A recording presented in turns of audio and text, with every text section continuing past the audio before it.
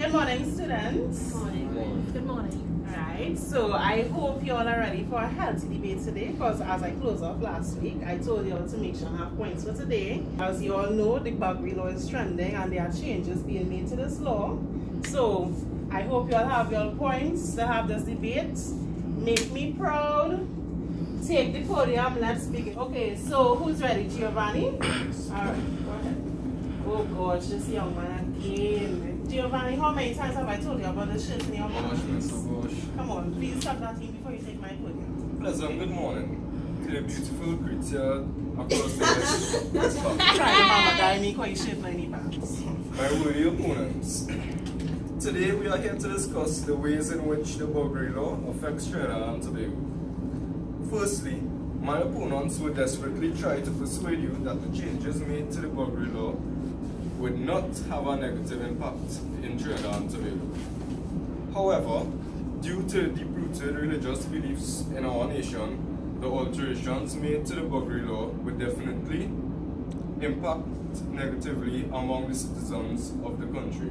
Religion has played a major role in the social and cultural aspects of the Caribbean. Caribbean civilizations are highly resistive to anything which threatens their own morals and beliefs, which are all ingrained in Christianity and African retentions of what is right from wrong. According to Leviticus 18:22, God created mankind to engage in sex only within the arrangements of marriage between a male and a female. My worthy opponents, don't forget that God burnt an entire city to ashes for engaging of acts in sodomy.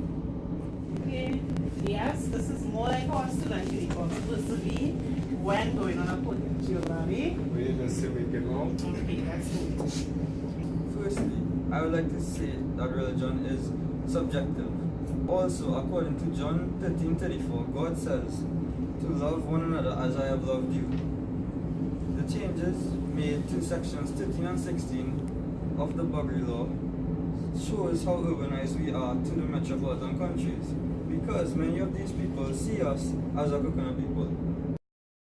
This, my opponent, can contribute to TNT's economic rise because news of the changes to the law were broadcasted on news internationally. This can also lead to business abroad wanting to do business with us as a nation. Also, it can improve tourism because persons who are part of the LGBT community will feel more safe. Thank you. Okay, that was a really good point. So, anyone has a counter argument for that? Oh, okay, Kanisha is ready. Make me proud. Take the podium.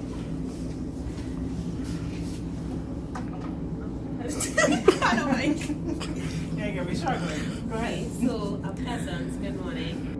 Okay, so my previous member just tried to persuade you all into this act of the Buggery law, and I'm here to tell you all that family is a group of members in one household related by marriage, adoption, or blood relatives.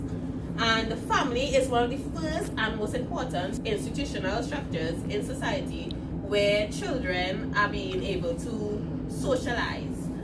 When they are socialized, they tend to learn different morals and values from their parents itself.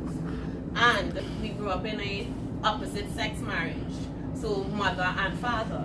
So with this Buggery law, it allows people to live in a household where you have two males and two females. Now, what is that teaching our children? Our children then grows up into a household where they think that this is normal, and they then further it into their future when they grow up and they want to marry the same sex. Due to this, we have biological reasons. How are we going to procreate? How are we going to earn a economic striving country?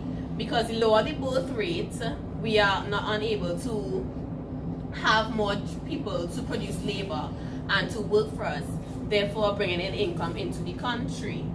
Hence the changes in the Buggery law. I am against this change that is affecting our country as a whole, our economic status, and with the procreation of children, who is going to be our future. To rebut the point that my opponent just said with regards to family issues doesn't always arise from families with the same sex.